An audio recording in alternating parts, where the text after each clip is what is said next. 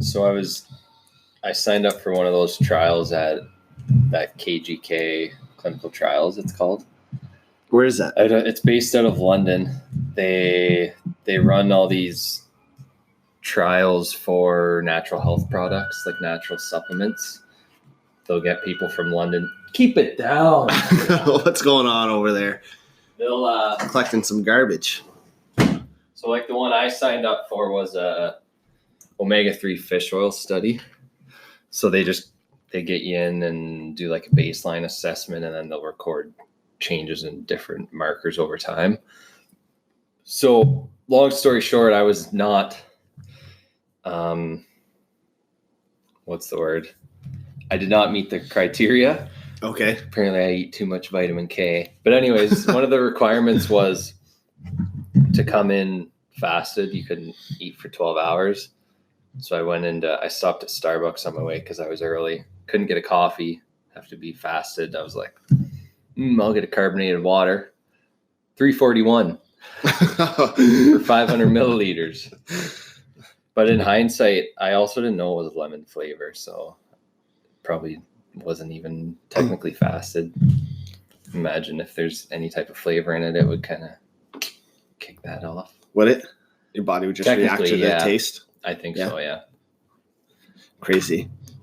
That's some expensive flavoring. It is. And bubbles. Bubbles are the best, though. I'm a sucker for bubbles. Oh, so I will say it's pretty tasty. Wasn't worth the money, but yeah, that's why I've just been milking it. I still have like half left. I got it yesterday morning. Thanks for tuning in, by the way. Yeah, hey, what's up? We're back. Talking about lemon flavored carbonated water from the Bucks. It just says natural lemon flavor, so I'm not sure. Galvanini. It's from Italy, so you know it's good. Yeah. Don't mess around. You got to pay for water over there. Yeah, I know. You go. Yeah, it's true. It's so weird when I go to Europe. Yeah, I forgot about that. Actually, they don't bring water to the table. I think like this past trip when I was in Spain, I spent more money on water than anything else over the week. Oh, damn. It was so thirsty. It's so hot there. Like nobody drinks water. It's so weird. I forgot about that. I did a little trip there, and yeah, it sucks. Yeah.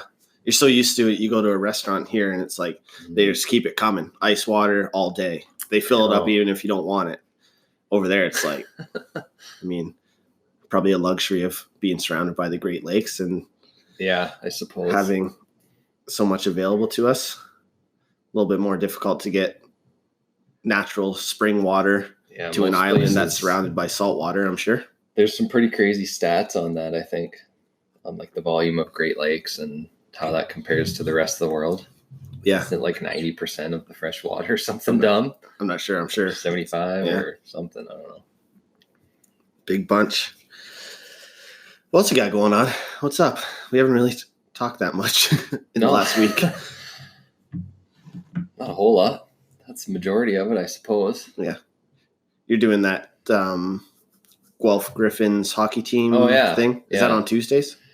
Yeah, I've been going bi-weekly. So I'll make the trip once every 2 weeks, sit down with every single player for roughly like 15 minutes, just kind of check in on energy on the ice, recovery, sleep, how they feel during games, practice, and whatnot. Cool. Do you give them like feedback in the moment, like right away? Yeah, and then in the moment, and then I'll usually follow up for 1-2 days after, and then kind of recap when I make the next visit. Cool. So it's cool. It's been fun. A lot of good feedback actually, which is good. I mean, a lot of the things, I think I'm always surprised every time I go there. I'm surprised at like how valuable they actually find the information I'm giving them. Cause I always kind of doubt myself. I just assume for whatever reason that people just know. Mm-hmm. Like these guys are hockey players. They know all this stuff, but I forget like I was in their position 3 years ago and I didn't know any of this stuff. So yeah, it's been fun. Since you're an expert in that stuff, it's like common sense to you, but that's not really the case at all. True. Yeah. Yeah. Well, that's cool. Yeah. You're up to stuff. Like, Yeah. I think that's something that both of us can do a better job of, just telling people what we actually do in our day. I totally agree. It's hard to get that out. It is. And like for both of us trying to build our own businesses, it's like we don't just do one thing. Like you're not just a neuroscience nerd, and I'm not just like a fitness nerd. Like there's actual services that go along with that stuff that we do to make a living. Yeah. And one of those things, and I mean the feedback's gonna be great from Guelph for this program. So hopefully word of mouth travels, or you have some sort of system to try to get other universities on board. I had to chat with some past football players from Western at the gym, just members and coaches actually that played. And they were just talking about the strength and conditioning program and just how they feel there's room for people to get in there and just help move it along a little bit. Right. Not that there's anything wrong with what they're doing, but I don't think anyone wants to take the time to do what you're doing, right? Like nobody wants to take the day out of their week to sit down with every single player on a football team individually and actually talk about them. It's like, well, let's just go do a team workout and that's going to be it. Right. And I get it from a time perspective. I understand that's the most efficient way to do it, but I don't think that's the best way to do it. No. Yeah. Completely agree. Yeah. Especially with like on your side of things, like the actual, the lifts they're doing, the rep scheme, all that, like all of that could be absolutely individualized as well. Right. Yeah. I think it can and should be. Yeah. Just like nutrition. Yeah. Would you want to write Western Mustangs football team nutrition plan? Like what? I hate doing what does that mean? Shit. Right? Like you're going to feed a lineman the same way you're going to feed a wide receiver? The football team is an even better example because the body types and like physical abilities and responsibilities of every player is like so vast. Mm-hmm. Like a lineman, if he sees the scale go down 2 pounds, he's probably going to be pretty rattled. Yeah. He's got to use that size.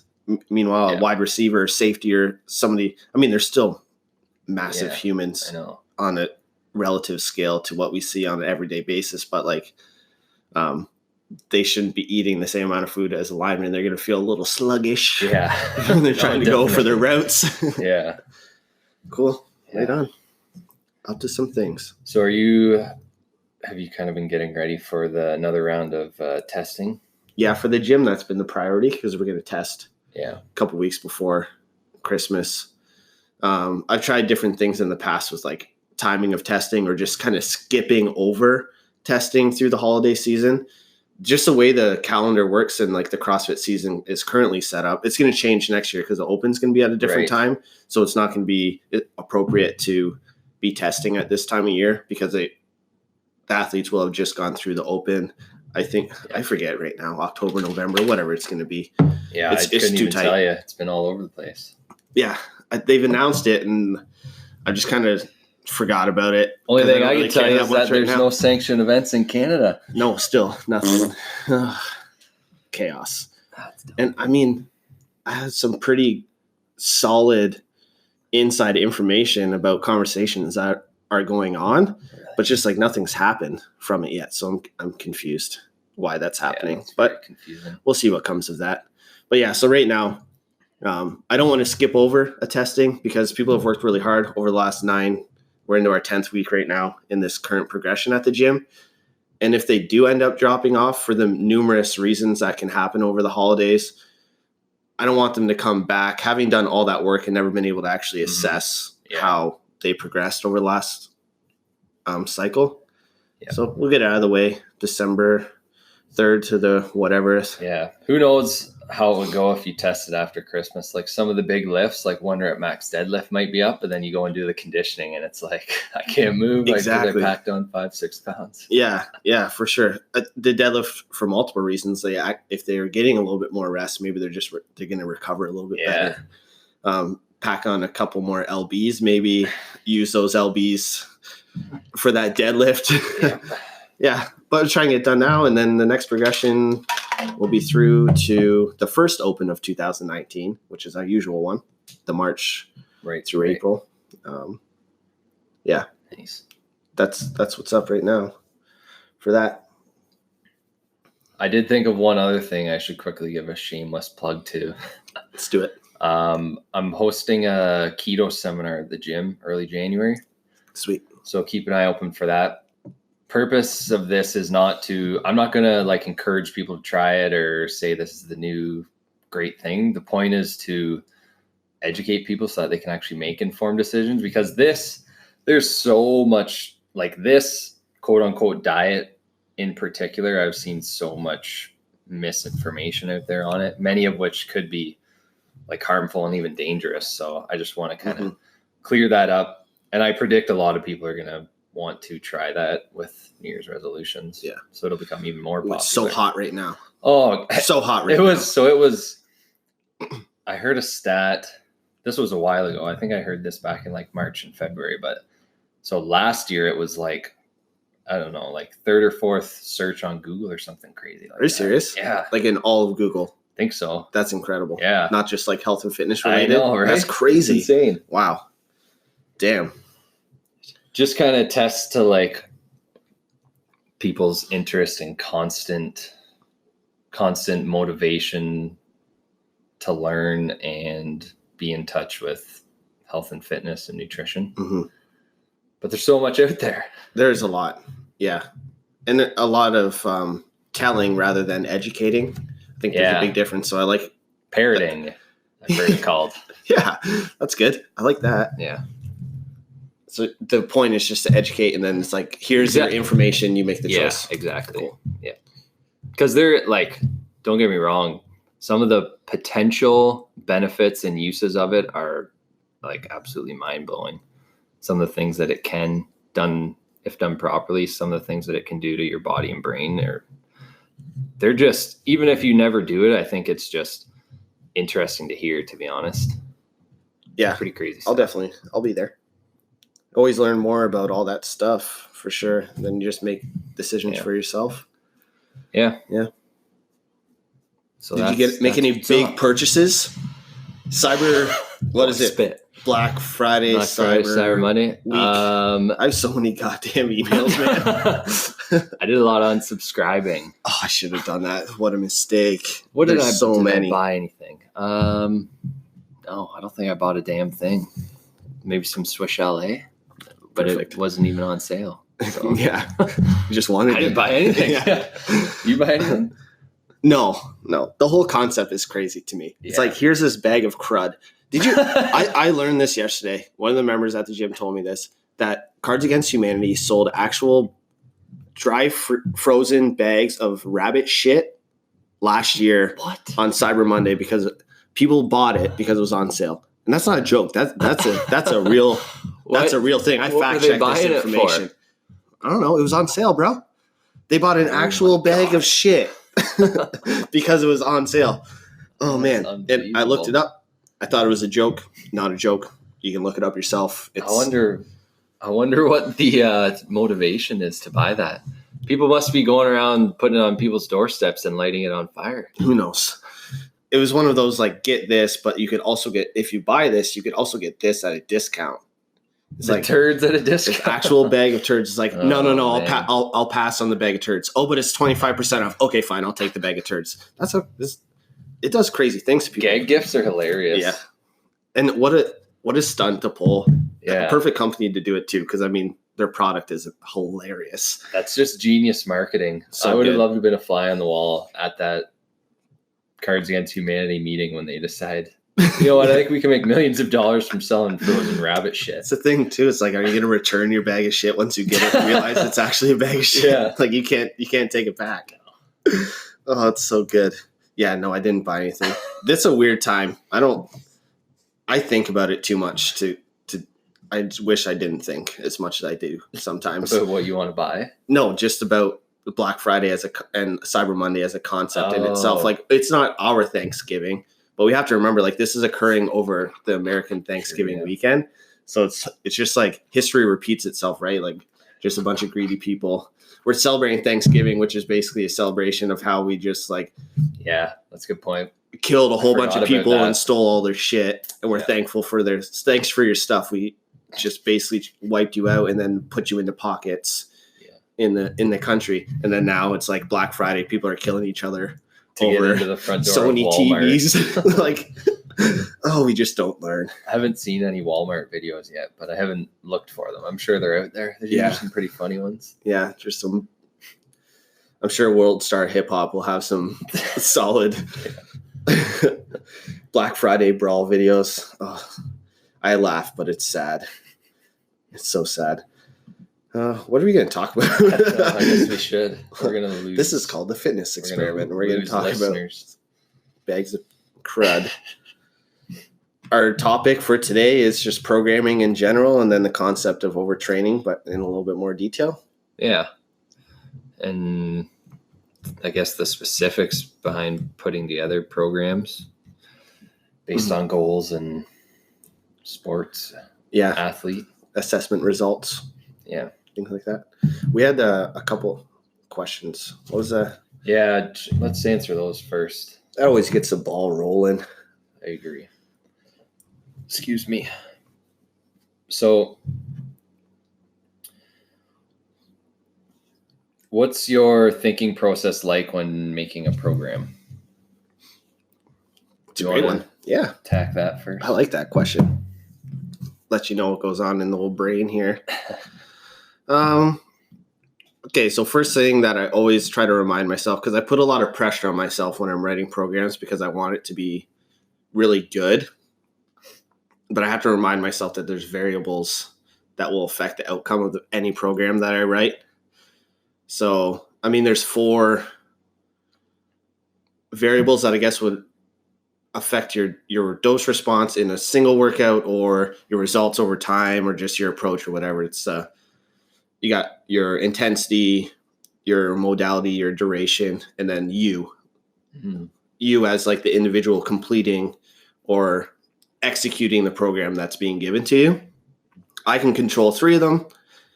I can't control 1 of them, right? So I have 3 controllables, which is like on a day-to-day program as it looks and as it's written. I can control the intensity, the modality, and the duration, but I can't control how that person slept or ate that day, or their external stresses, internal stresses, approach to the training.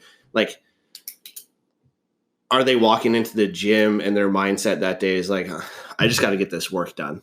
And that happens a lot. I mean, that's part of the game. There's nothing wrong with that. I'm not saying there's anything wrong with that, but their performance on that day may end up really surprising them. And maybe just their expectations are so low, they had no pressure on themselves and end up just crushing their workout and PRing. Or on the flip side, they walk in with that attitude and just kind of, it follows them through the whole day and they just don't have it that day. And that's fine. That happens 100%. There's nothing wrong with that. So that's kind of like the day-to-day thing. But when I sit down and actually plan out somebody's program, so I plan out based on like,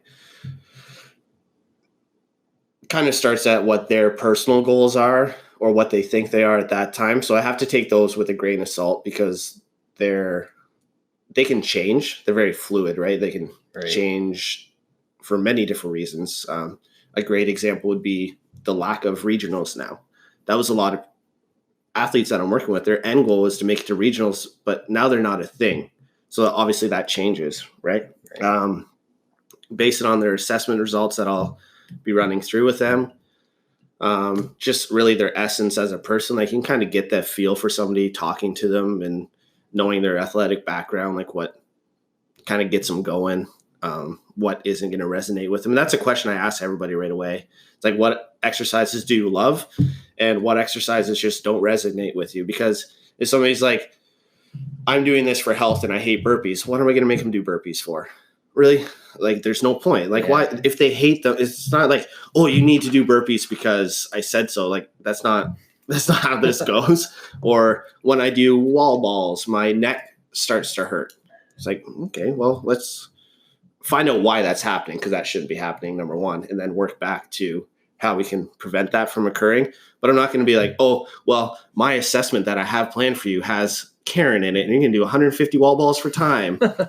Tough. I don't care if you don't like them. I'm the boss. Like, that's not going to work. I'm never going to be able to build any trust with them. So if I were to like go through a list of the things that I have to think about when I'm planning somebody's program, it'd be their end goal, the assessment, their training schedule, shift work, not shift work, 5 days a week, 11 sessions a week, 3 sessions a week, 2 sessions a week, right? Like how much time are they able to designate to this? Are they able to train endless hours on end? Are they limited to a 45-minute session a day? Like those things, in order to make it work for that client and have them be able to perform day after day, week after week, month after month, and be happy and feel fulfilled and not feel stressed out, I have to take that into account. Right. I had to set up a priority system, whether that be structural balance for that individual. So say like their deadlift is 300 pounds, but they can't back squat without knee pain. It's like, obviously there's something going on there. So we need to prioritize that. Or if their goal is to increase or improve their body composition, whatever that means for them, or if their goal is performance, like those have to be 2 separate programs as well. And then really I have to look at myself and what I'm 100% confident in programming for that person, and make sure that I'm not overextending my knowledge base or getting into areas that I should probably refer somebody out with, right? If somebody has an undisclosed low back pain, I'm not going to program to try to fix that. I'm not a doctor, right? I don't know. If I know exactly what that injury is or what is the cause of that pain because they've gone through imagery or they have a diagnosis from before, I can work with that, but I'm not going to try and fix their back pain. I'm not going to be like on my whiteboard and like back pain fixer 2011, whatever I'm going to call this program, right? Genius. And then just pretend that I'm going to be able to cure this person's back pain. Like I know what will help strengthen those areas to help diminish the back pain, but my priority for their program would never be fix back pain. It's going to be like hip mobility, for example, which is a common cause of low back pain, or just an imbalance in strength. Like they have no butt. Their butt just doesn't work. They don't know how to turn it on. Yeah. I'm like, okay, do this glute bridge. And they're like this. And they're like all weird and like turn sideways. And like, no, not like that. That's the wrong muscles. Let's learn how to use those. So that's the stuff that I have to consider before I actually put pen to paper and start doing the specifics. I have to come up with that sort of outline. So do you have any type of, like, just based on, all the clients you've worked with, all your experiences, do you have kind of like a master template that you yourself designed that you might go down the list and be like, this person needs this, they don't need this, et cetera, et cetera? Or is this thought process that you just went through, is that kind of become like second nature and habit to you by now, and you just automatically kind of go through all this stuff in your mind when you're reading through the client information?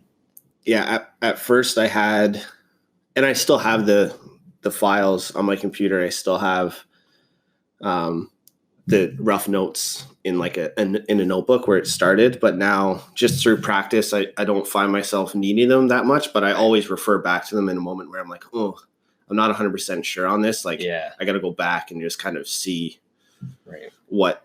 Because you kind of forget like the odd little detail, right? That's what I've found that anyways. Like there's always like these certain variables that come to my mind right away. But then if I actually, I'll go back and kind of look at notes and I'll say, oh yeah, like I kind of forgot about that. That might be useful for this person. Yeah, totally. So, yeah. And if you're constantly I know you're constantly reading new studies and staying, that keeps your knowledge fresh and keeps you kind of in that cycle of constantly trying to learn new things. Right. So then it's not a big deal to go back and find that stuff because you would have done it anyways. Yeah, that's interesting. And you're probably the same way. Like your basics or like your master template is it's also probably fluid as well, obviously, right? Because you're learning new information, maybe working in these new techniques. So yeah, all the time. Mm-hmm. Is there another question? Yeah, there was one other one. something about It was similar, I thought. plateau business. Oh yeah, how do you know when to change the stimulus / style of training prior to hitting a plateau? That's interesting. Yeah, that's Yeah. I would say the majority of people that reach out for programming from me are in this situation. They're either in the midst of a plateau or feeling like they're approaching one. We'll differentiate between, like, this isn't weight loss plateau because we already talked about that, right? Yeah. Let's focus on like strength plateau, plateau with lifts, or I guess even plateau with, like, you know, different conditioning workouts. Just performance based in general. Yeah. Cool. My first question to that person would always be like, have you actually gone through an assessment period where you find out where you're at? Mm-hmm. I don't think enough people take the time to actually do that. And that could be with the nutrition stuff with you as well. Like, they're asking you for nutrition advice, but they're not 100% aware of what they're eating and where they're at right now. They kind of skip the first step and jump right to thinking it's like a third or fourth step. Yeah. I think, They start guessing. They're like, oh, I think this is where I am, and then I need to go this way. But it's like, you actually need to know that stuff before you move on, right? Like, you need to know, like, for me, I would be very concerned in terms of just their current practice.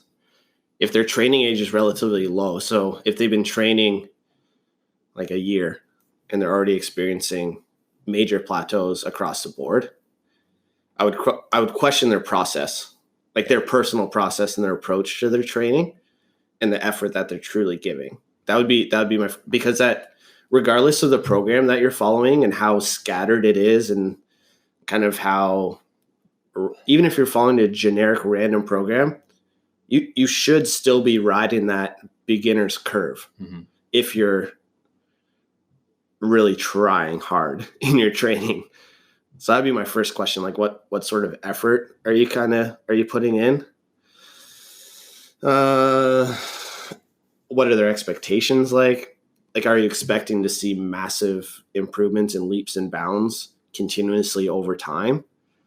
Or are you aware of, like, just adapting to each workout, and that corny, like, 0.1% improvement each day is better than the 0.1% decrease each day? And they have, the chart I'm looking at, like the slope, the one, it's got the red line, like, bam, going way down, and it's got the green line just cruising on up.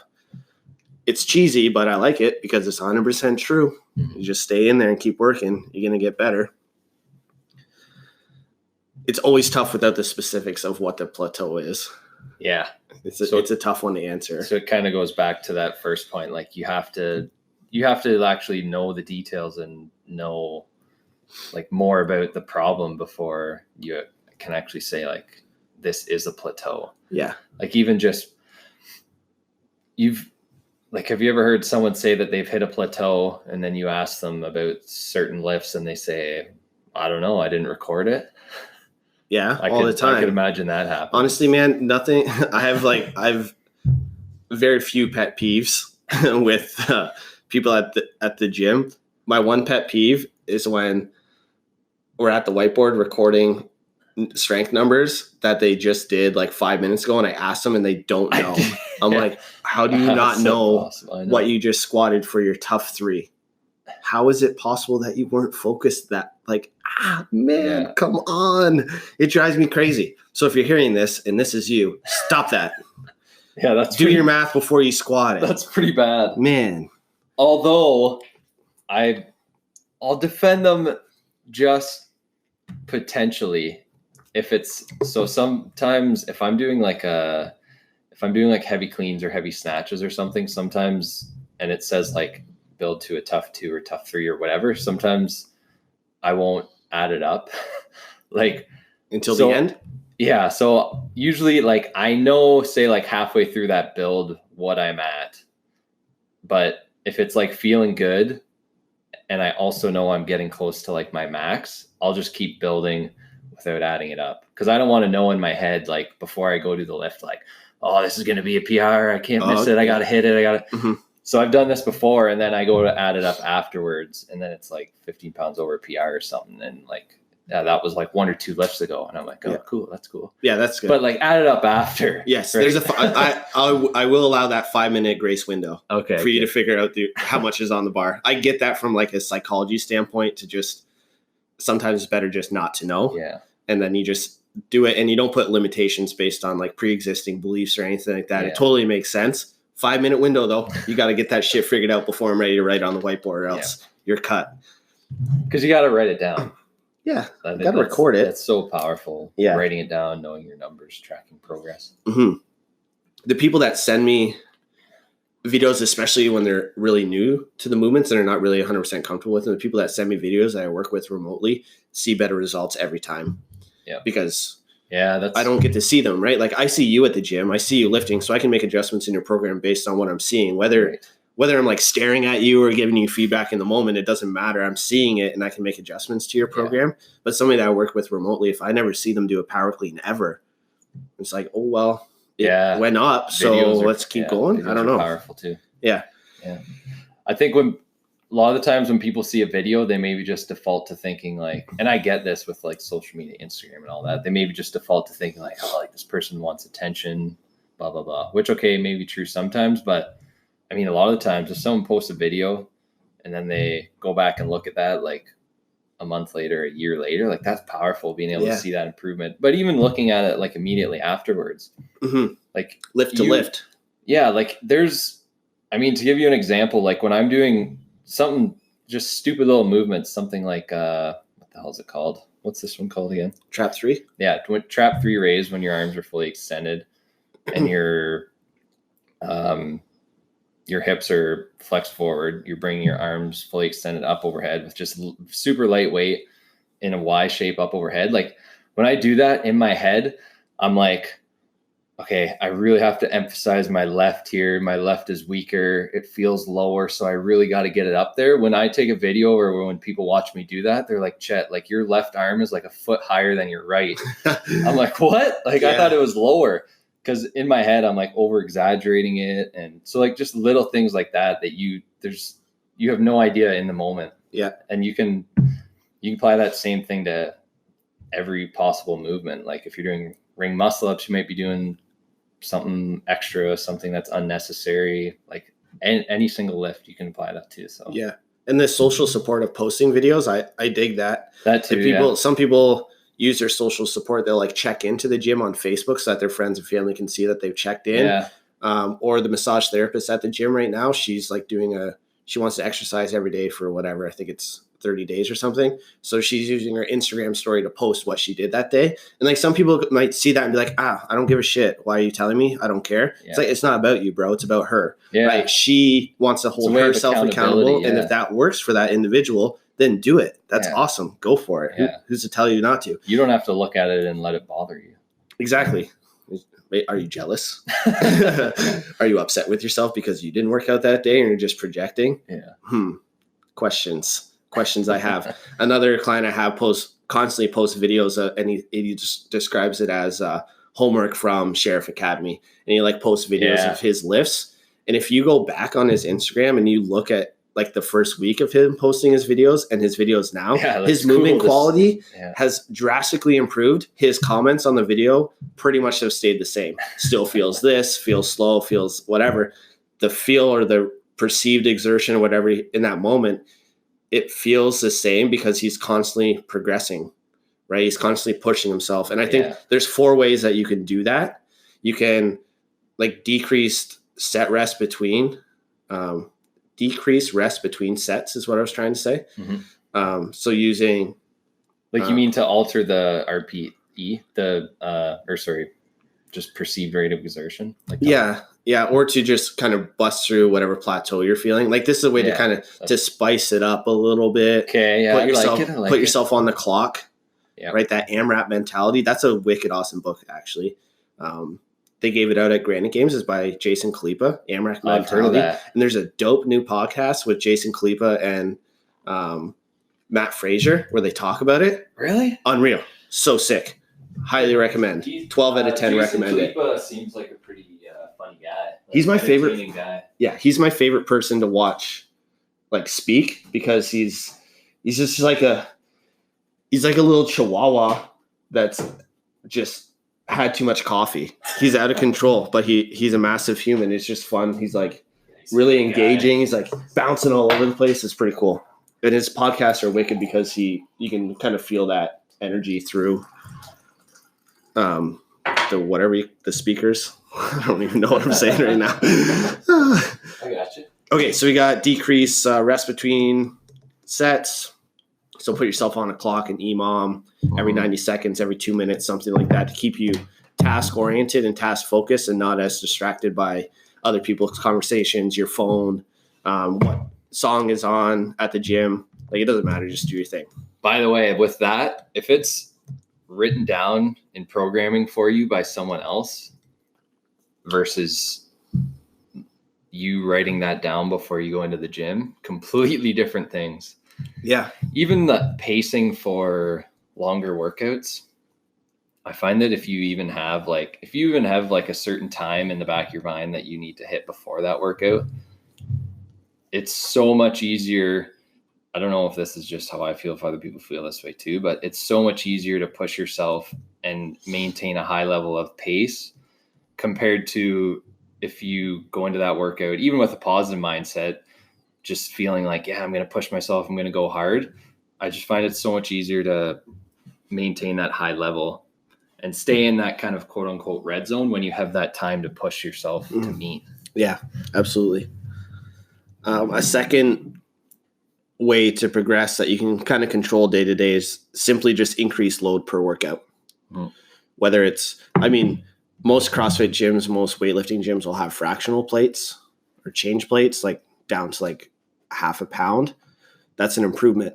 Yep. Right. It's I forget the name of the principle, Kaizen principle or something.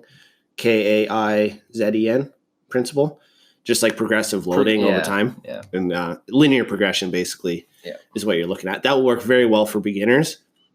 Where I see people fall short on that particular progression is they cut it short. They don't allow themselves to fully go through a linear progression before shutting it down. They'll get to they'll do 5x5s, for example, for like 8 weeks, but they're continuously increasing the weight, whether it's 2.5 pounds or 5 pounds, but they just get bored and they're like, I'm done with this. I want to test my run at max. It's like, dude, you left so much on the table. You were almost there, max, right? Like, just keep rolling with it. And that's one program design, but it works very well, especially with beginners. A third one. Do you want to add tempo in there too? Because you could be still progressing while lifting the exact same amount of weight. Yeah, that's the next one. So just manipulating time under tension each workout. Yeah, so we can do that by varying the tempos. A 5x5 5 reps at a 5-0x1 tempo, or 5 seconds on the way down, say in a squat. We use back squat. It's a nice, easy one to envision. Yeah. So that 5-0x1 tempo, 5 is the time it takes for you to go from standing to squatting. The 0 is the amount of time that you're spending in the bottom of your squat. The X stands for explosive intent. And then the 1 is a 1 second reset at the top. Yeah. So that one single rep is going to take you at least 7 seconds. It might take you like 12, because if that X, like your intention is to stand up as fast as you can, and that's what controls your dose response. It's not the velocity of the barbell. Right. So the barbell doesn't have to move fast for it to be an explosive intent. That's something that I think when people are looking at tough weights at that tempo, they're like, oh man, that moved a little slow. I was like 2-3 seconds on the way up. I don't think I'm really doing that right. You're doing fine. If your intention is to stand up as fast as you can, it doesn't matter how fast that barbell's moving. You're recruiting your musculature the same way as you would if you were like jumping as high as you can. It's the same intention. It's fine. And then I know that stuff's so fascinating. Like, you can adapt and become stronger, without even ever lifting more weight. Like, technically, hypothetically. B, without ever building muscle. Yes. Because you can just recruit more motor units. Yeah, it's wild. Absolutely. Yeah, it's pretty crazy. Like, secrete extra acetylcholine at the muscular junction. It's so interesting. Yeah, it goes right down to that little specific detail. It's crazy how it changes. And then we can also just manipulate your workout duration in general. I think some people just work out for too long in most cases when they're experiencing plateau. Like I see some people at the gym, they're just, I don't know, milling about for like 3 or 4 hours, but the amount of intentional work that I see them doing is minimal. It just seems kind of, to me, not knowing what they're doing, it just kind of seems like they're just trying to work harder. That's not, I mean, we all know that's not always the answer. Right. Very rarely is it ever the answer. I mean, those 4 concepts, really what I want people to take away from that is that you have to have some sort of periodization in place in order to truly know if you're progressing or not. So manipulating those things over time would be an example of one cycle. You should assess at the end of each cycle and then revisit everything, change and adapt your program based on the assessment results and your feel. And it's going to depend on how quickly you're adapting to things. When you're new to a sport, when you're new to a movement, you're going to adapt very quickly. You'll see improvements workout to workout, week to week. As your experience increases, it'll taper off, but it shouldn't halt. It shouldn't cease to exist. Even the best weightlifters in the world, if we're using weightlifting as an example, so snatching, if the best weightlifter in the world adds 1 kilogram to their total at Worlds, that's a massive, huge, massive improvement for them, because we're talking loads that are so close to the maximum human potential that it makes a big difference. Yeah. So it's relative to where you're at and where you started. It's a big thing. It's just like 100-meter sprint. People shave off less than 1/100th of a second, or a couple hundredths of a second, whatever, and those are like gains. Yeah, for sure. So I have a question about deloads, because I think this will segue nicely into some talk about, and you already mentioned it there, like you mentioned plateau, you mentioned overtraining. I think it'll segue nicely into that. How do you potentially identify or decide when to implement a deload week? Or do you want to? I like that question. Do you want to just? I guess we should briefly explain to people first what that even means. Yeah, so a deload would be an intentional decrease in intensity and volume for a specific amount of time, whatever's decided by either yourself or whoever's writing your programming, or the program that you're following might have a set time where that stuff drops off a little bit. It's not always super apparent that that's what you're going through, right? It's not always obvious to the client or the athlete that they're going through a deload. I very rarely announce to my athletes that they're going through probably deloads. Get pissed. Yeah, they get that. That's exactly why people will get actually angry, as if I'm like insulting them, that they need a little bit of a lighter. Meanwhile, that's probably when they're making the majority of their adaptations and getting stronger and fitter. Yeah. Yeah. Rest and deloads are, I think, the two things that are, especially in the CrossFit realm, and it's getting much better over the last little bit, but I think those two factors are prescribed not enough. Yeah. Not enough rest being prescribed. Not enough rest being taken by the athlete due to, I don't want to hurt any feelings, but like insecurity, ego. I think that's where it comes from. If you're confident in your abilities and what you're doing, then resting and deloading, you understand that that's part of your plan. That's going to get you to your end goal. It's not, oh, I'm tough. I'm going to continue to train through this. Sometimes you just got to chill. Just chill out. Yeah. You're fine. You can be too mentally tough sometimes. Oh, and the only reason why I'm saying this is because I've been told that in the past. Like I was when I first started CrossFit, I was doing too much. I wasn't recovering well enough. I wasn't making the recovery a priority. I think that's common. I was making more a priority. More. And if my coach didn't give me more, I made more. So I'm speaking from personal experience. Don't make the same mistakes that I made. You gotta chill out and recover sometimes too. Right. And that's where you're going to see your adaptation, like you said. Right. Mm-hmm. One thing I thought of during that is back to the whole sanction event thing and the changing of the format of the fitness season and what have you. It's going to make things interesting for people like yourself to program training in a way that allows multiple peaks throughout a year, allows for recovery after multiple high level competitions. Are you excited to kind of experiment with that kind of stuff? I am, yeah. The next year is going to be chaos. I don't think very many people have an actual set plan of what they're going to do through 2019 from a perspective. Like I'm talking about elite level CrossFit athletes, like regionals or higher. I think it's very much on a whim right now. I'm seeing a lot of Instagram posts of people just doing all the qualifiers. So I'm concerned. I'm concerned for them this season because there's 17, I think, sanctioned events announced. There's 2 opens. All those sanctioned events have qualifiers unless you're already a games athlete. Then apparently you just get a fucking invite. You don't even have to do a qualifier, which is ridiculous. Unless athletes are maybe.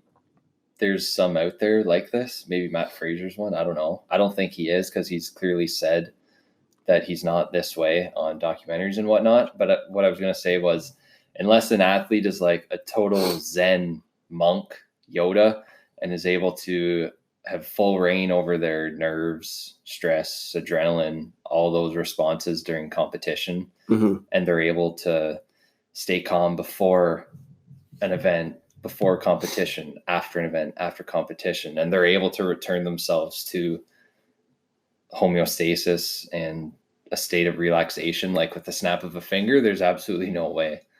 No. Because we've talked about this before. If you think about, if you just picture your ability to deal with stress, whether that be physical stress from training or also mental stress from just lifestyle, because those things have the very, very similar effect on the brain and body and your physiology. Imagine those things are both going into this massive jar. As that jar continues to fill up, you adapt throughout that in different ways, depending on the physical or mental stimulus, but you have a capacity or a peak, and it's the top of that jar. Mm-hmm. So if they're throwing all these things in there from all these competitions, if you can't let a little bit of that out of the jar, by practicing relaxation, mindfulness, recovery, all this stuff, then you're going to blow the top off and probably blow up your whole jar. Yeah. You'll cut your career very short. You're going to burn out. There's just no longevity in that at all. And I think a lot of people don't realize that there's different effects of that jar bursting, if you will. It could be an injury. It could be a separated shoulder. It could be a herniated disc. Could be worse. It could be you go through a phase of like almost like a depressed state. Yeah. So I think people need to realize soul searching. Yeah, time. People need to realize that those are very finely connected. Yeah. And you have to look at your life cycle as an athlete and how important that is to you. Do you want to be able to do this for 2019 and then burn out and quit or hurt yourself or whatever? Or do you want to be able to compete long term? Like CrossFit's made it very clear.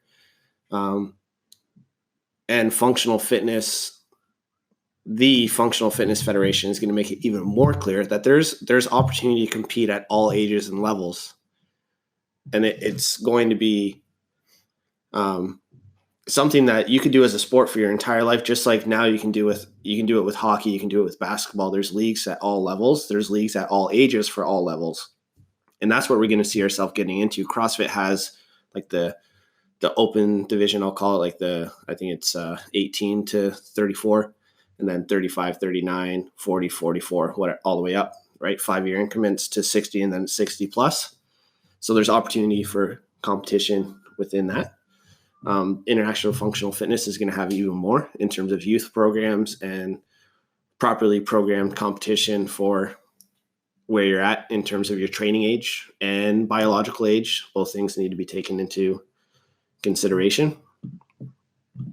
I think like my obvious advice to people that are looking to compete in the sport of fitness in 2019 is to pick one, maybe two. One being the open, because I think it's important for, I think it's very important for that global CrossFit community to continue building. And I think it's important for like our gym, for example, to have as many people involved in that as possible, because one, and the most important reason, it's super fun. Yeah. It's a really fun time of year. Show your fitness, work out with your friends, compete against your friends, compete against people all across the world. It's just fun. And then two, just keeping forward momentum going through this adjustment phase that the competitive side of CrossFit's going through. But remembering that CrossFit as it stands is still the same, right? Like CrossFit in our gym is still going to stay the exact same, right? It's about helping people transform their fitness and just, it's a life-changing fitness. It's not about, like CrossFit's big thing for a long time was like, I have a t-shirt that says Forging Elite Fitness. That's not what it's about. And it's never been what it's about. And it's not what it's about now. It's like life-changing fitness, which actually CrossFit Elgin has that on their shirts, and I dig it. It's awesome. That's what it is about, and that's where it's going to continue to go. I like it. Yeah. Well, it's going to be... Where'd that come from? I don't remember. Fitness. Do we have time to talk a little bit about overtraining? Yeah, I'll stop this and start a new one. Oh, how's that? Sure. Please hold. All right, overtraining and this concept. Yeah. Now are we rolling? We're rolling. Oh, okay. Yeah, we mentioned this earlier, the concept of the deload. I wanted to mention that before I'm going to talk a little bit about overtraining, what actually takes place throughout your body. I think that'll give people a better appreciation of its realness for one. Mm-hmm. But I just want to quickly differentiate between, so there's two different phenomenon. Well, there's more than two, but two main ones. One would be called overreaching. The other one would be called overtraining. So overreaching is more of a almost necessary, beneficial, stress-like state in order to get stronger, faster, fitter. So during overreaching, you may actually see some of these similar consequences and side effects that you would in overtraining or a plateau or a burnout. That's what makes it confusing. Mm-hmm. So you might see a decrease in overall strength on primary lifts. You might see like a slight reduction in even ability to recover and perform the very next day. But the key thing that differentiates these is that it's acute. So it's short term. So you should be able to bounce back from this overreaching relatively quickly with adequate rest within, at the very most, like 2 weeks. So maybe that's when you throw in a deload once you hit this overreaching stage. And then after that, when you come back, that is when you're going to be stronger and fitter. So a few of those actual adaptations that occur, because there's some specifics that go on that are actually allowing you to adapt and become stronger and fitter. You're going to have increased mitochondrial density. So mitochondria are these cells for generating energy throughout your entire body, essentially. So generating energy for aerobic performance and overall strength. You can have increased enzymatic activity. So anytime you have that turnover of energy, that turnover of nutrients, all these reactions taking place throughout your body that are facilitating recovery, those are requiring enzymes. So these processes are becoming more efficient. you'll have increased oxygen delivery throughout your body, and then increase capillary. So those kind of go hand in hand. If you have more capillaries, you're better able to transfer blood, nutrients, oxygen throughout your entire body. So these are some of the adaptations that we actually know can take place when you take that appropriate deload. So there's the proof in the pudding right there. Yeah, those are the actual things that are going to occur when you take a deload. Right. Those things, would those things happen if you didn't rest? No. There it is. There it is. How are you supposed to adapt? I'll give you some of the things that may happen if you don't rest, because it goes the other way. So I had to write a few of these down because while I've done a bunch of research on this, because it's actually the concept of overtraining is like shockingly similar to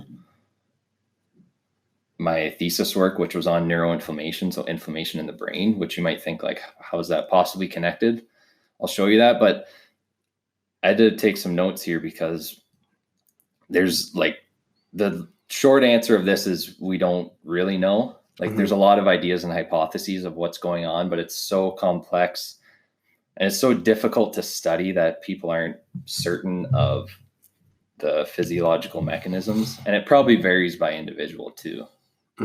So one of them would just be a depletion in glycogen. So obviously we can imagine how that would decrease performance and force you to hit that plateau, make you feel like shit as if you have lower amounts of glycogen, lower amounts of stored energy. These can burn through this will force you to also burn through some of your amino acids, because if you don't have stored glycogen to use for energy, you'll shift to using amino acids, so you'll break down muscle. These are also required, though, to build a lot of neurotransmitters. So through this, we kind of just develop deficiencies. Now, but each of these this is why there's so much confusion, because each of these hypotheses has like this sort of error. So with this one, it's that even high carb athletes can hit this plateau, they can hit this burnout or this wall. So there must be other things going on. There's the central fatigue hypothesis. So this I find like just fast. It's so interesting to me. So this is basically that there's particular mechanisms going on in your brain that's leading to overall feelings of like lethargy and fatigue. So you'll have a depletion in a lot of neurotransmitters or an elevation in other neurotransmitters. So you might have lower levels of dopamine. So you need dopamine for like that motivation, that drive to keep pushing, keep going to the gym, keep pushing forwards. On the other hand, you might have higher levels of serotonin in your brain. So serotonin, it's not good or bad, but if you have too much, that might contribute to some of the feelings of like tiredness. So that one can actually happen like throughout the course of a single training session. Like if you train for like an hour and a half, you'll find that towards the end of that, you might get a little sleepy, a little tired.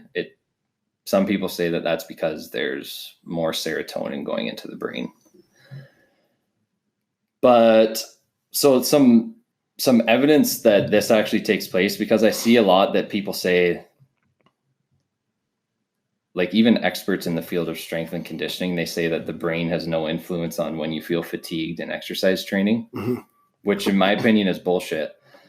They say that it's strictly a reduction in glycogen or fatigue that's localized in your muscles. I mean, that's a total simplification, but they say that it's completely peripheral and has nothing to do with the brain. But a lot of researchers, they'll exhaust a muscle, they'll deplete its energy reserve, its glycogen, but then they'll electrically stimulate it. So in other words, they'll replicate a signal being sent from your brain to the muscle, and then that person's still able to perform muscular contractions just the same as they would have before they burnt out the muscle. So that suggests that the brain is able to override those peripheral mechanisms of fatigue. So showing that central fatigue is involved. But again, this is like you can't really measure the level of neurotransmitters in a human's brain while they exercise and recover and exercise again. So that's why a lot of it's based on rodent data and some human studies, limited human studies. So what was that one called again? That's called the central fatigue hypothesis. And then we have the glutamine hypothesis. So glutamine, very important for immune cell function. So some people say that the reason why, so a lot of athletes, the more they work out, the more they get sick or more susceptible to just like an upper respiratory tract infection, like just a simple cold. So some people will say, well, that must be because there's lower levels of glutamine and not as much glutamine available for immune cells to combat that sickness. This one also flawed though, because even if you're depleting your glutamine stores, the amount that's available to your immune cells never really changes.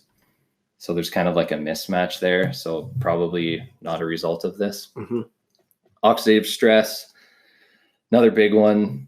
We've talked a little bit about this before. So this is one of the reasons why you'll get muscle soreness, is because you just have this buildup of reactive oxygen species after training. So if you're not giving your body a chance to clear this out, this just gets worse and worse and worse.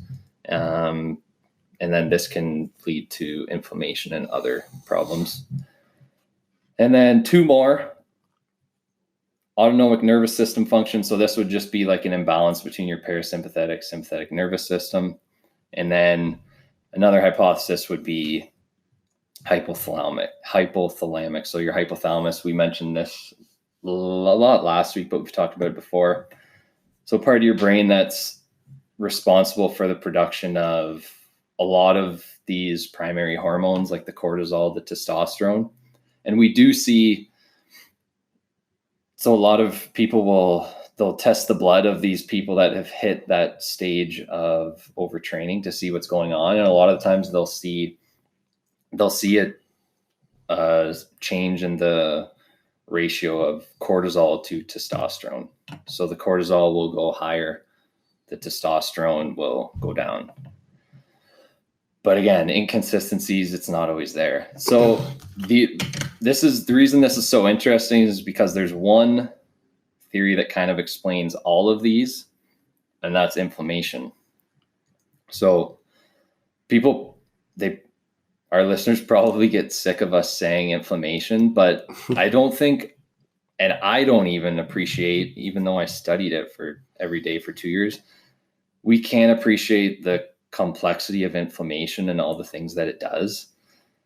Like it's so interconnected with everything you do on a daily basis, all of the other bodily functions throughout your entire body. So again, I'll give you a few specific examples of how inflammation actually directly influences those other mechanisms that I mentioned.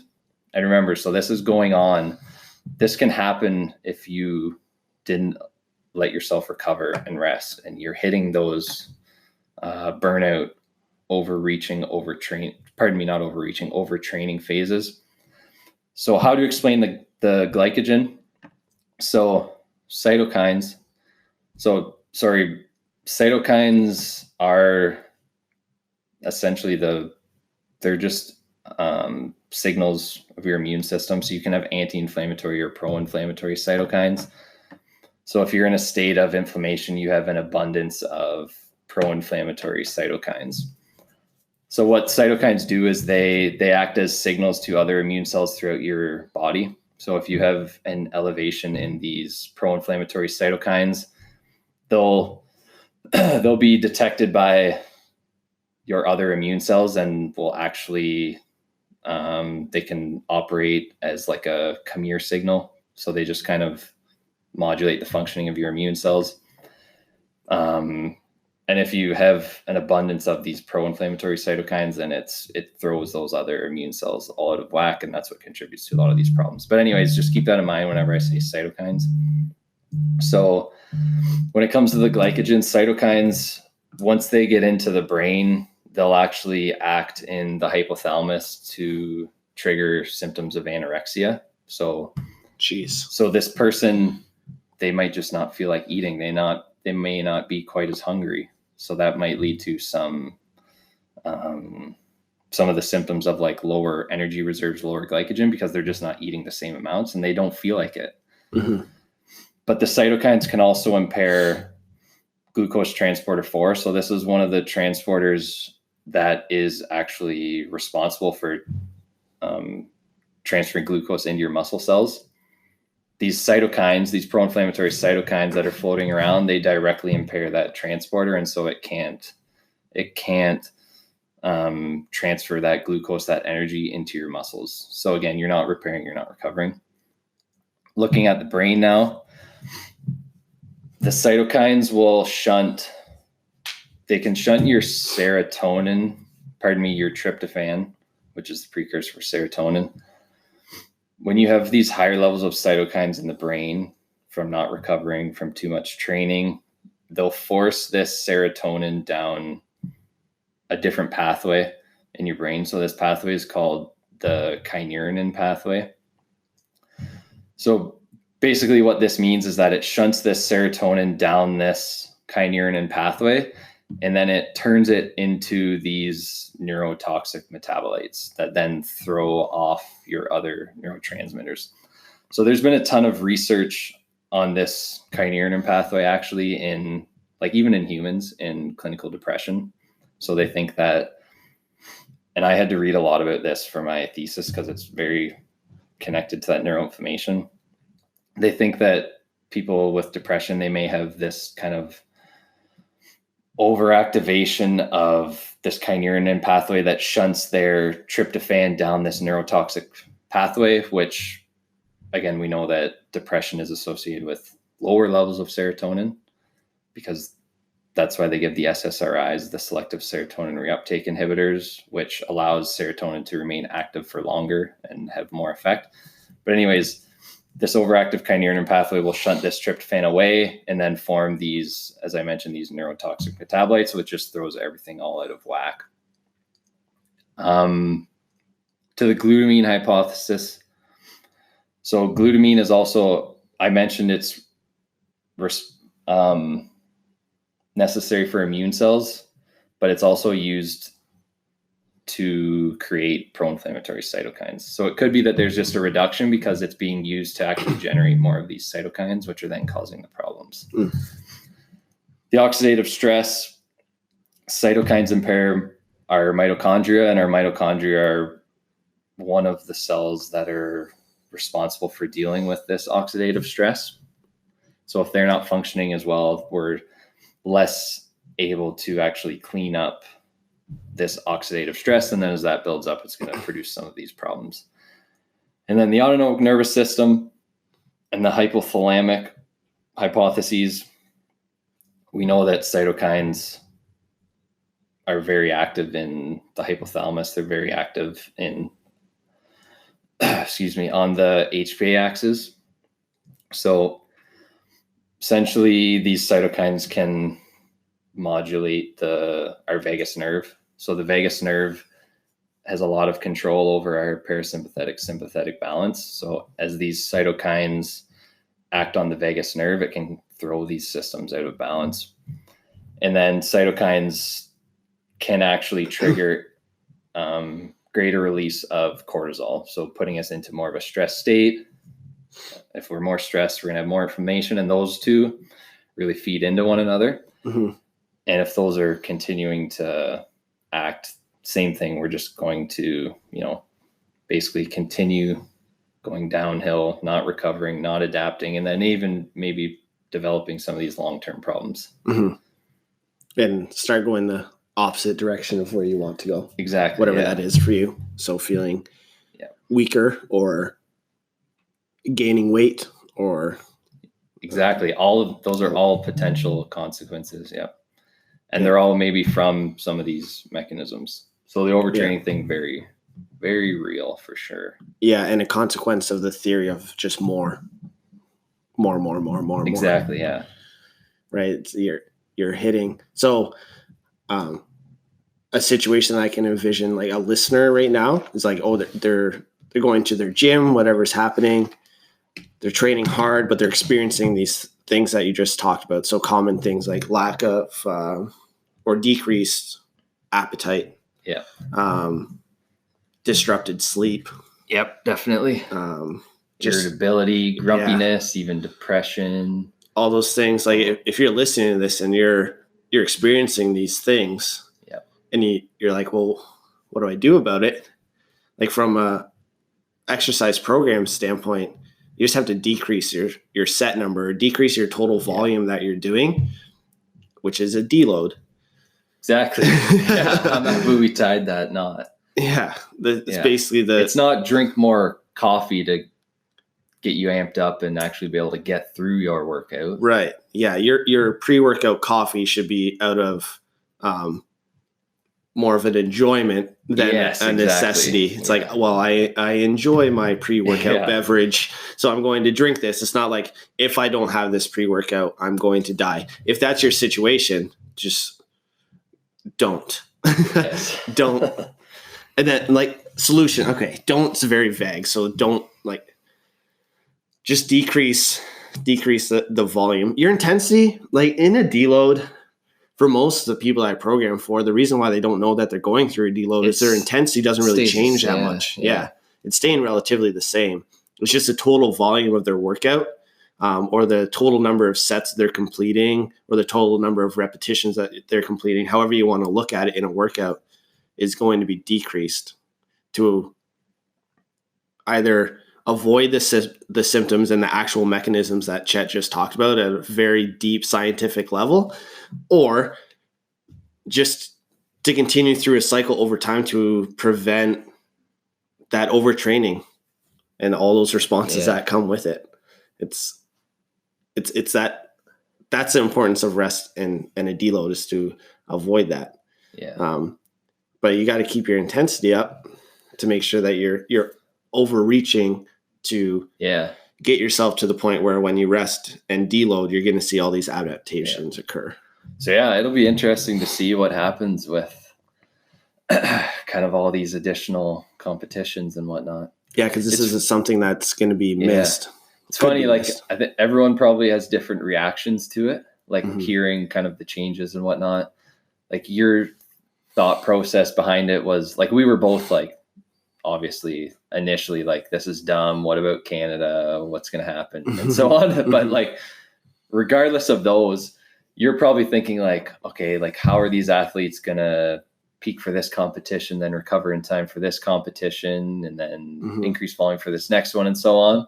And then I was like, okay, what are these athletes going to do in terms of like recovery, nutrition, supplements, like after this competition in order to prepare for the next training phase, what's going on in their body after that. And like, we think about all these different variables, and then other people, maybe think something completely different. So it'll be interesting. Yeah. See what comes out the other side. All of my athletes that haven't told me their next competition it is going through an off season, which is essentially an extended deload, an opportunity to focus on skills, decrease volume, but the intensity stays high so that they can continue to improve.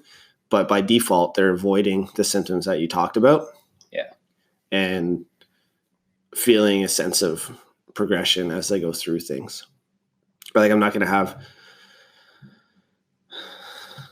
people go through an assessment phase right now, for example. Yeah. Or, that'd be stuff stressful. Like that. Yeah. It's just not really the best thing. What you're talking about there too is also just kind of an extension of my deep rooted beef that I have with like long duration, high intensity, in finger quotes, high intensity. Oh, right. Because you can only have a high intensity for so long. So a relative high intensity for the extended duration that these people are exercising for, in the goal of helping people lose weight. It's a very short-sighted view on things. And it's not helping anybody other than lining your pockets with money from people that you're not actually taking any care in their health and wellness. Yeah, we talked about weight loss and plateaus and all that type of thing. Like, this is another very real possibility. Yeah. Like, you could be progressing initially, and then as you keep hammering your body, and if you're not refueling properly, then this another potential side effect. Yes, especially if you're taking someone from being sedentary, and obese. Yeah, that's totally. And then just beating the shit out of them. For weeks on end. Yeah, and they're seeing great results. Well, that's the problem. You might see the results immediately, because those things I just talked about, this isn't happening like overnight. It's in a week or a month or even a couple months. Like, it's over time. Yeah. I can't tell you how many people that I've worked with over my career that have just been broken by people who had no idea what they were doing. Yeah. It's really frustrating. Really, really frustrating. But they trusted in those people because they gave them results right away. Yeah. Right? No questions asked. Like, I'm just going to, like I said, just beat the shit out of you for an hour a day, 5 days a week. We're just going to crush you. And we're going to do that for an extended period of time. You're going to drop 50 pounds, and I see them when they've regained 60. Yeah. Right. They're plus 10 pounds total. And it's because their body has gone through exactly what you described in great detail. Like, for somebody who has, so one thing that we can use to measure like fat distribution throughout the body is just skin fold calipers. Yeah. I think it just extends off of what we're talking about right now pretty well. Is like somebody with a high umbilical score for a skin fold, which is essentially just a pinch or a roll, essentially, that you're taking of body fat, and you're measuring it. Typically the measurement's going to be millimeters, but I mean, it doesn't matter what the measurement is. Somebody with a high umbilical score, which is going to be right beside your belly button, so everyone can kind of envision that, and you can kind of grab onto it yourself right now, right? What's going on right there? If there's a lot there to grab onto, then your high intensity, high ventilation, like you're breathing really hard for an extended period of time and like you're just getting crushed, it will help you short term. There's no doubt that you're going to drop weight. There's no doubt that you're going to get a good sweat. Oh, that was a good sweat. Oh, man. No doubt you're going to get a good sweat going in that moment. But in the long run, that is not going to help you. And the reason for that, again, is exactly what Chet has just talked about. All of those different hypotheses and theories that are linked to inflammation and chronic inflammation over time due to the stress that you're constantly putting on your body. And the reason why people don't trust me yet when they first come to me, right? I'm new. They don't know anything about me for the most part. Maybe they've heard about me through friends or family or the gym or whatever. So when these people come to me and I'm like, no, I'm not going to, I refuse to do that. This is my plan for you and something that I can stand behind. So the plan would be almost 100% strength training. The variation may be some sort of low to moderate effort aerobic activity, more for like a clearance effect or a recovery or a mindfulness practice or something like that, something to raise them above baseline and get that kind of that heart rate variability going throughout their day, something to get them moving so that their heart rate's just not consistent all day long, because we know that is a telltale sign for just chronic disease. Like if your heart rate stays pretty much the same all day long, your chance of chronic disease exponentially increases because there's no variability at all. So when I tell people that, they're like, oh, no, I want to lose weight. I don't want to gain muscle.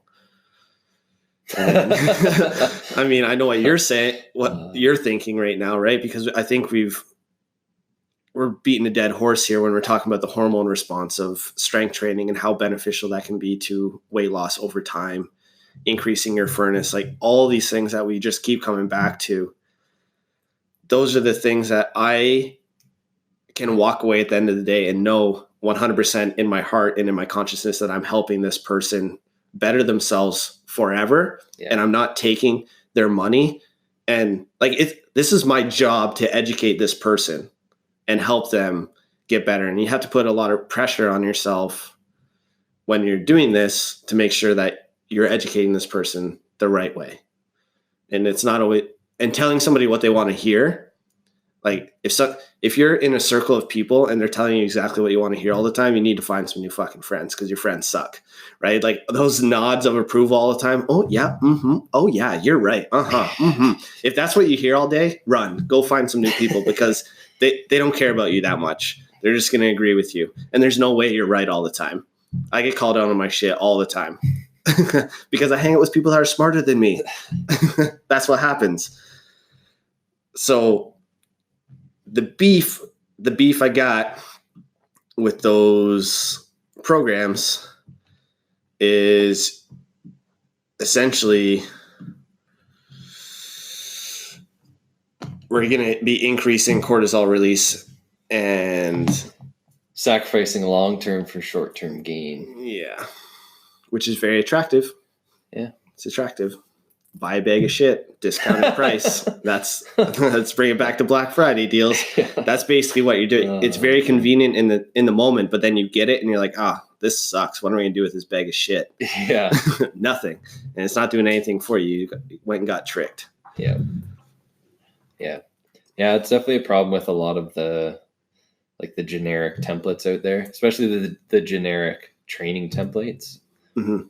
Like that just prescribes this training program regardless of who the individual behind the computer screen is that's downloading it. Like whether it's a rookie with absolutely zero capacity or a CrossFit Games athlete. Yeah. And like, I get it. I get or at least for some people, I get like the rationale behind creating those templates. Because I mean, like, this is something I've even thought about before, just because like through individual programming and individual clients, you can only serve so many people. Mm-hmm. And whether or not you can serve more people is, I mean, a lot of the time what it comes down to is money. It's either money that you have or it's money that the potential client has. Like maybe they just can't simply afford to pay someone every single month for an entire year. Mm-hmm. So I get that sometimes people try and create these templates so that they can, in the end, help more people for a discounted rate, get it out there to more people. But a lot of the times it just creates more harm than good. Yeah. If you can create something like that and know that it's not going to do anyone harm, then what you're creating is an educational piece. Yes. Right. You're not creating a template for someone to follow. And that's what you're doing with your ketogenic diet seminar. Yeah. Is you're creating an educational piece for people to take information from and apply for themselves. Right. But you're giving them both sides. You're giving them the in-between. You're giving them the science beside both. And you're staying neutral and not trying to create a bias. Right. And that has value.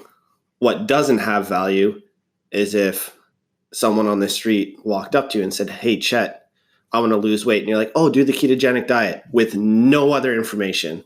Yeah. That's where the problem is. That's a massive difference between what you're doing. And if you were to give someone any sort of takeaway, like a flyer, right? Yeah. or whatever, like the content of that flyer is going to be education based. Like your intention with the information is to educate that person about the ketogenic diet and tell them about it. It's not, this is what you need to do. It, yeah. There's a very, very big difference between those two things. Right. From a fitness standpoint, you see them all the time. You see the Instagram. God, yeah. Right. Whatever the programs and stuff. I'm working with B Clutch Play on a generic templated program. It's educated to the people following it that it's not for everyone. Yeah. That's not why it's out there, right? What we're doing is providing an option for people to train as an athlete. Yeah, it clearly says that in the description. Yeah. Train yourself as an athlete, and that's it. It's not, that program is not written for a specific result. Yep. It's an education piece. It's something for people to be inspired by, to maybe do, maybe not. Mm-hmm. But it won't harm anyone doing it. Yeah. Yeah. I think that's just like a takeaway for people in terms of finding. Yeah, I like that question. Just like, is this doing harm or is it benefiting people? And it's easy to cut through people that are bullshitting you because they'll give you a black and white answer to all of your questions. Yeah. Especially in health and fitness. There's no, if there's no follow-up questions or no information being gained or no assessment being done. So for example, you reach out to somebody and you're like, hey, I want help with whatever. Let's say I want to get stronger. What should I do? And they send you a templated program for $9.99 or whatever it is. Don't do that program. You don't know if it's right for you. Yeah. If that person follows up with you and asks you questions and runs through an assessment, and then it's like, okay, this is what. Yeah. Ask them to call you and then ask them 10, 20 questions. Yeah. That's just a buyer beware thing. Yeah. Educated consumers. Right. Yeah. And then I've probably already said this before, but really like putting down other modalities or programs or methods. Mm-hmm. I've definitely mentioned that before. Yeah. You guys have already heard that before. I'm hard beefing with stuff that's going to hurt people. Yeah. Right now. I will. It's worth it. Yeah. the high end. Yes. No, don't do it. Yeah. I'll stand that one. I don't like when people call I'll be an absolute themselves on that. experts either. Mm-hmm. That's a bit of a pet peeve of mine. I mean, there's the odd exception, definitely, but I think the majority of the time, especially on the old Instagram machine. Yeah. Well, I think that's it. Yeah, I think so. Covered all the things. Crushed it. Yeah. So keep your eyes and ears open for Chet's ketogenic diet seminar in January. Yeah. January, right? You bet. January 5th. January 5th. There'll be a poster and sign up. Cool.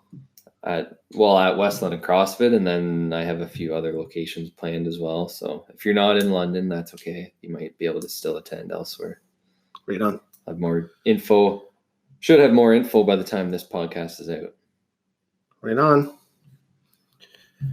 I don't have too much going on right now. No seminars or anything like that coming up here. I think we should plan one though, maybe. Yeah, some things in the works for 2019 in terms of like an athlete camp and little competition going on at our gym. Details to come for that stuff, but beautiful. Nothing solid enough for me to tell you and be confident that I'm not lying to you. So I'll wait. I'll wait. All right. Stay warm. Yeah, it's going to be December by the time you guys listen to this. So it's going to be approaching the holiday season. I'm sure a good topic for us would be how to stay on track over the holidays or something like that coming up. So pay attention to our Instagrams to ask us some questions about that stuff if you're on that thing. Mine's at Sheriff Academy, and then Chet's is Brain Ignition _Chet. Yeah. That's all we got. See you next time. See ya.